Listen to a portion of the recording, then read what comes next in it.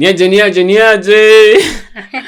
Hello, it's another episode of Mungahsodes. My name is Mungai, and this is Caro, Ngechu. the fantastic Caroline. Yeah, the awesome Ngechu. So apparently this girl doesn't know how to cook, so she uses the excuse of sipikangi kwa boys. But I don't. Why should I? Anyway, moving on swiftly. Yeah. So, I've been doing so much setup. I'm trying to figure out where this begins. I just start anywhere. I start anywhere. So, today my guest is here to talk to us about attachment style. Yeah. Wewe una attach vipi? Well, yeah, as you said, today we're going to be talking about attachment styles. No strings. No strings. Well, there are some strings. Attached. Okay. I mean, something is attaching, so it takes strings. So yeah, so that's basically it. Okay. So how do you attach? How do you form relationships? Mm-hmm. Do you have healthy attachment styles or do you have unhealthy ones? So what's the definition of an unhealthy attachment style? Basically, an attachment style is how you connect with people, and how do you do it in a healthy way? Like, do you okay, how can I put it? Do you do it in a healthy way or an unhealthy way? So a healthy one is the one that is stable, it's safe, and most good relationships work on healthy attachment. But a lot of relationships, unfortunately, people have unhealthy attachment styles, and they are greatly influenced by our childhoods, because your caregiver, that is your parent or your guardian, depending on Who raised you, yeah, that's the first person you get to have a relationship with, a bond with. So depending on whether they were present or absent, did they meet your emotional needs, did they not? Now that's where you start attaching, and it later on affects your relationships as a grown-up, romantic relationships, and even just the normal relationships. Yeah. Oh, awesome. So apparently there's a way we attach, there's a way we connect. Yeah, there is. I think that the word attach basically means connect in another space. Yeah. Yeah, so apparently, so there's a way we attach, there's a way we connect, there's a way we link. Yeah. And that's why it's called an attachment style. Yeah. And it's designed from childhood. Yeah. Okay. Yeah. So there is a healthy attachment, and we call that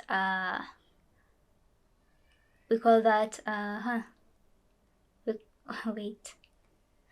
You're looking for the names. Yeah, I'm looking for the names. Okay, there are three major ones. There's the avoidant attachment style, there's the anxious attachment style, and there is the secure attachment style.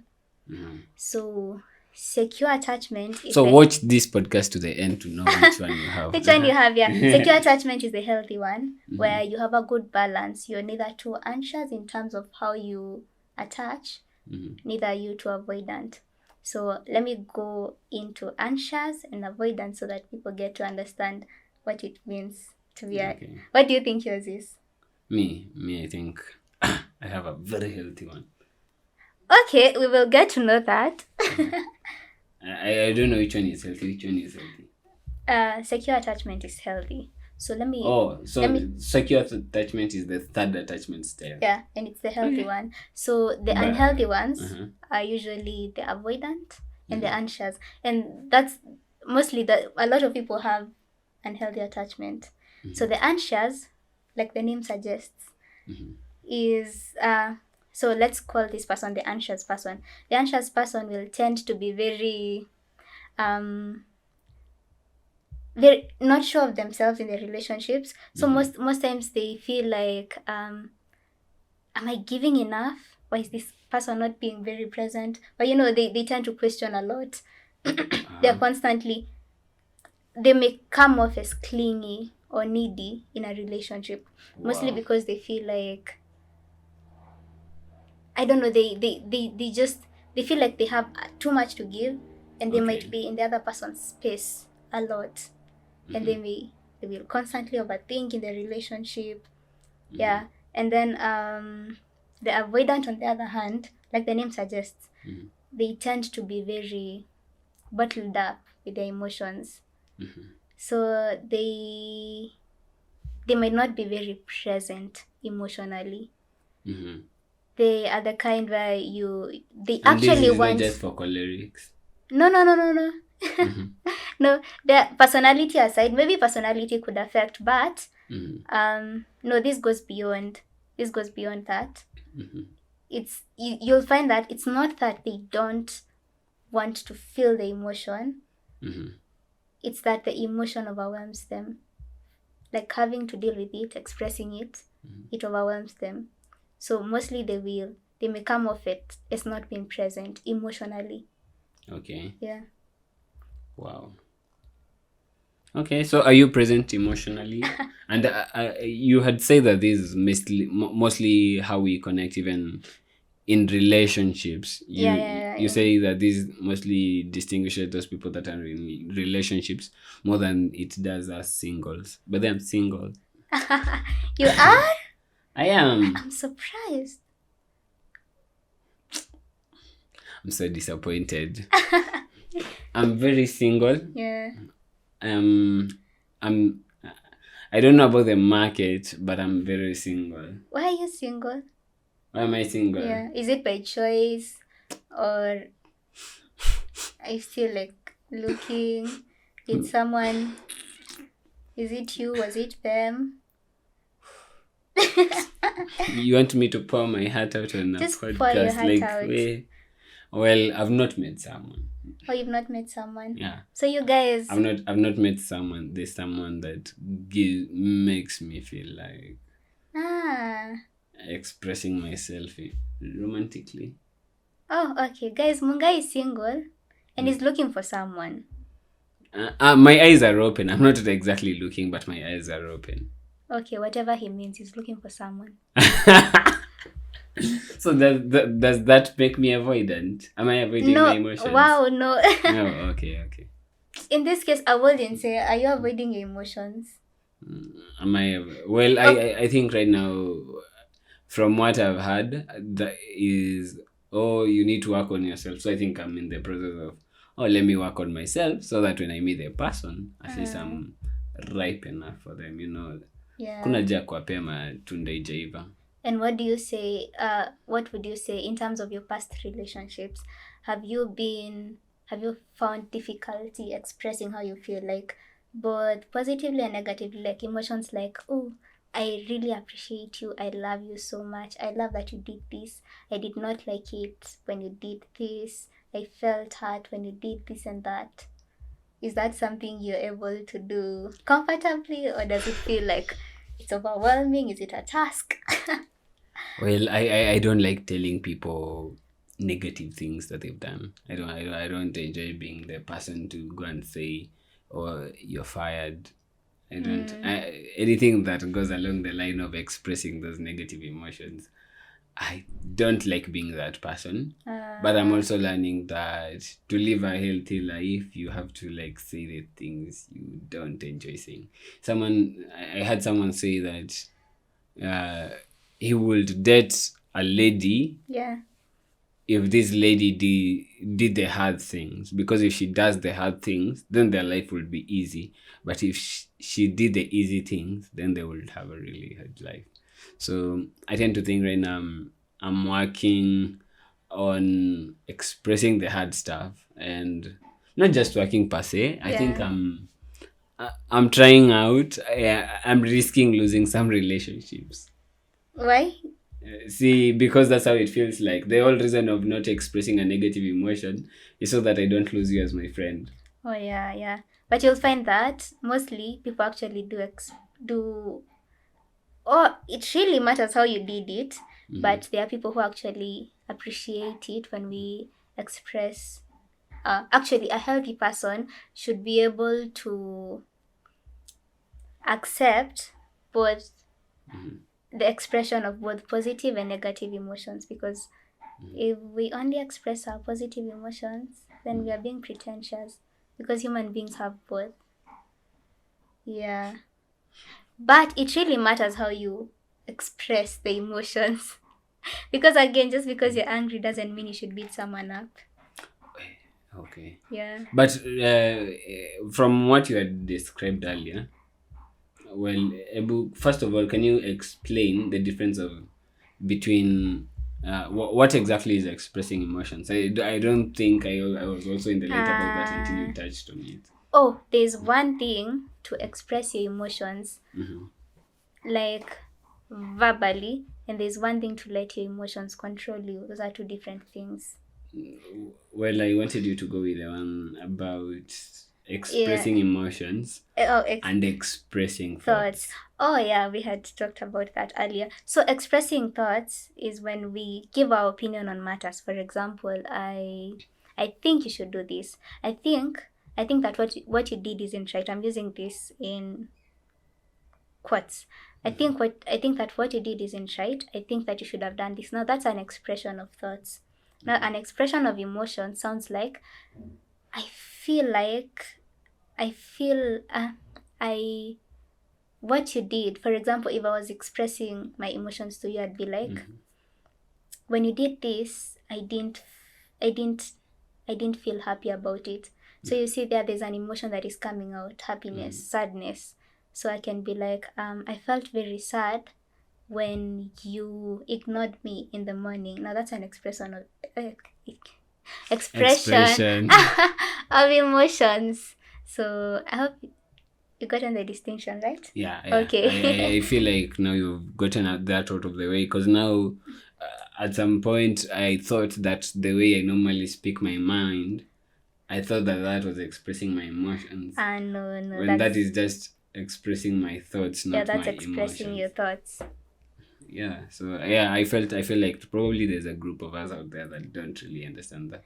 Oh yeah, yeah. No. It's one thing, but then in relationship, you have to know when to express your thoughts and the emotions, and also to be conscious of the other person's emotions, because sometimes whenever we express our thoughts, it Mhm. really affects other people's emotions. So Wow. you have to be very conscious of the environment, and the how matters. How you do it really matters. I think I think you should be a doctor. Why? That's how I should express that, I think. Yeah, that's an expression of a thought. Yeah. So I should do it to those emotions, or which emotions should I have like on my face? Like, I think you should go and be a doctor now. Which one will you accommodate? The second. The second one. No, like in terms of I if you felt are like I was giving me, commanding you. was that commanding really? Okay, I don't know. Someone will call it shouting at them. Oh, Mm. is that shouting? I felt like you were being assertive and very like giving a strong opinion. Wow. Okay. Yeah, I like the way you see the world positively. I mean, if everyone around me was like you, I would have such smooth relationships. Wow. Everyone be like me. How now? Awesome. You know the only reason you are special is because they are not like you. But I would Like still be God didn't special. make anyone else like you. Oh yeah, true. True. You too. Yeah. So so guys, apparently today we're talking about attachment styles, and Caro has been very brief. I thought that this talk was gonna go like for hours, but it's been so brief. Is it brief though? Am I done? I'm wondering. Okay, are you done? I'm not done. Oh, she's just getting Okay, started. so I was to talk about how we get our attachments, Mhm. because as much as you have an attachment style, there's something in therapy we call disassociating from the guilt.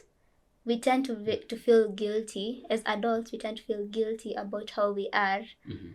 and part of you people don't get why you need to understand your childhood traumas. It's not for you to blame them. It's for you to disassociate from the guilt and be like, as much as I'm like this, it wasn't really my fault. And then from there, you start now working on being better. So these attachment styles, they come as a product of your childhood. How was it like? So for example,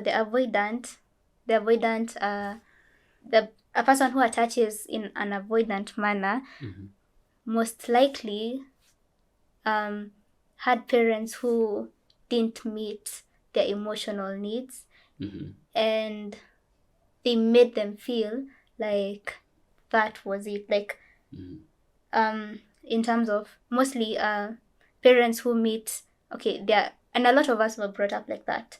As long as they get your fees paid, they buy you clothes, like as long as they provide for them, they feel like they have met your need.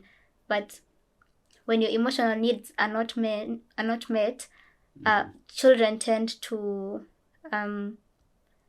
find difficulty expressing them as adults, because now they feel like it's not, they tend to minimize them. We call it minimizing. They tend to minimize their emotional needs and feel like they're not as important as their other needs.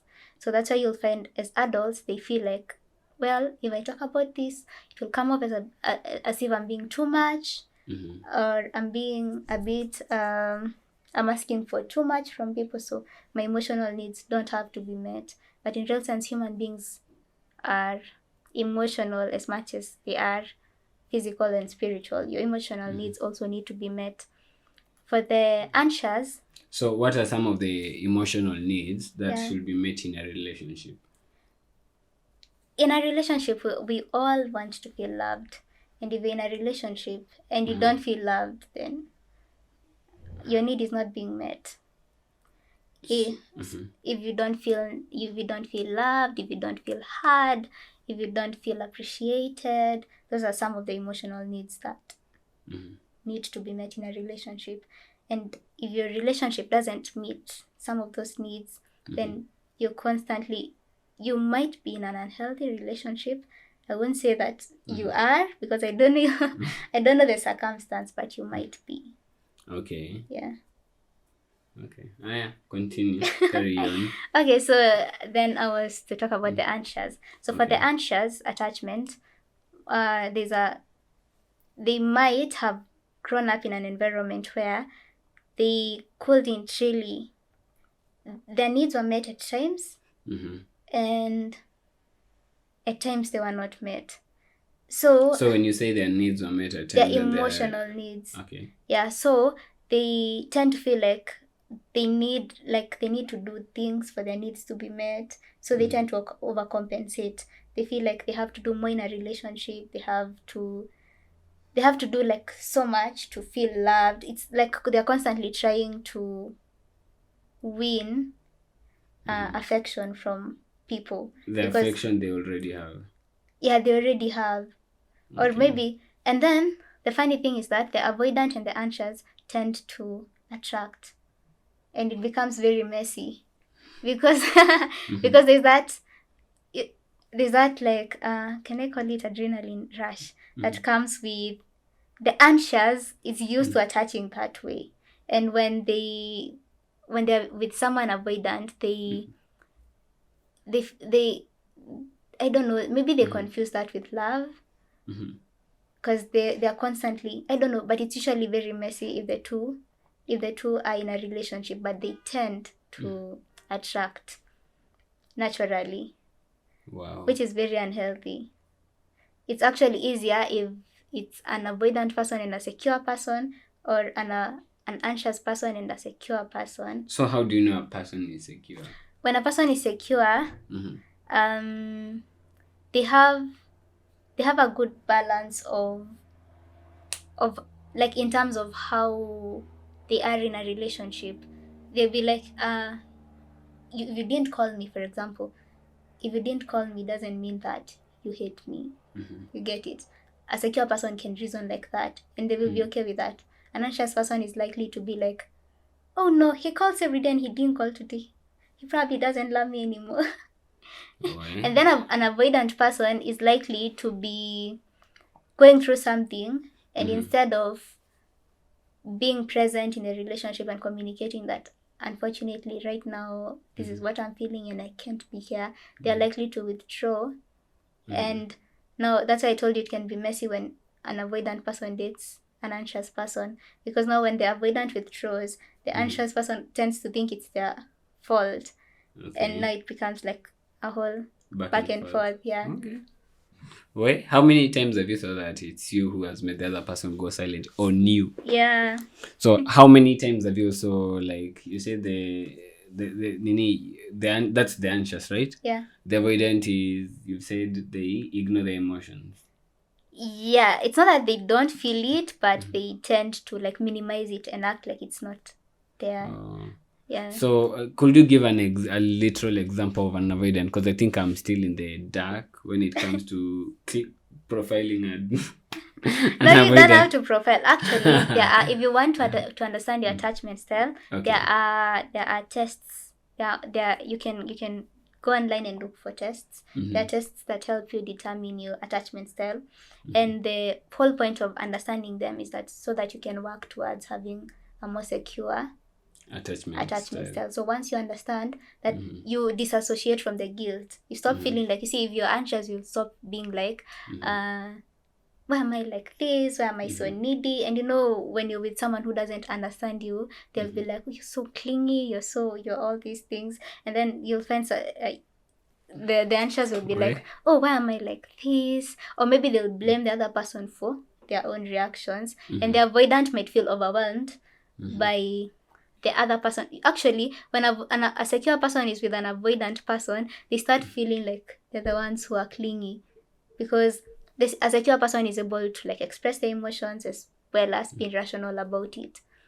So when they're dealing with an avoidant person, the avoidant person is not very much willing to be expressive. They might come off as the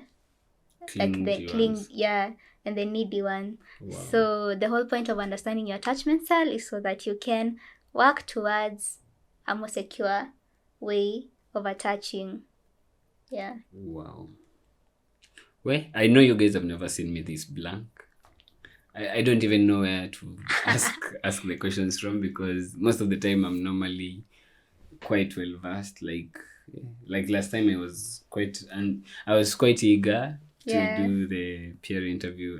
I guess I had my head was all over the place because I had the questions. But now, hey, you've gone. I think I really need to go and understand what that really is. Yeah, true. Well, but I think I've learned. It's just that for the first this is one of those few times I'm processing it so much that I don't even have something to say. Yeah, I'm so speechless. But you did have something to say. Did I? I was just trying to express. But you asked questions on behalf of everyone who wanted to understand. So guys, you've understood. If you've not understood, just write it in the comment below. We might have to recheck these and we go a step at a time. But try to do work on your attachment styles, and I pray that God gives you the grace to do that. And while you're at it, remember the Bible says that worry not about what you will eat or drink. I guess that covers for all areas of life, even in the sense of worry not about who your friend will be tomorrow, because it's God who provides. He knows all you need in your life. I also believe that he'll provide those secure ones for those of us who are still in the negative attachment styles. And the secure ones will be accommodating, I guess. Yeah, true. But that's why you need to pray for your partner, because only God knows the right person for you. So as much as you even know your attachment styles, there could be something else they're missing. So it's important to be prayerful about who you choose to be in a relationship with. Wow, okay. Yeah, so I know you don't pray. I know it's not your mistake. I know that you try so hard. Hauko peke yako. But just let's keep on listening to things that will drive us into that space of prayer, because the Bible says that faith comes by hearing.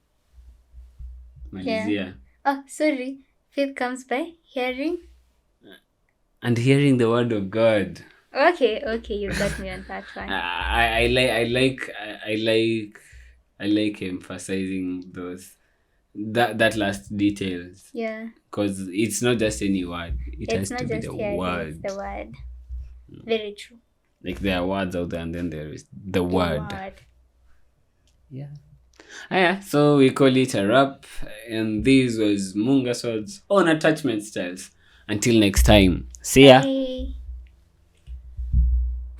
Hey, I've never been more anxious.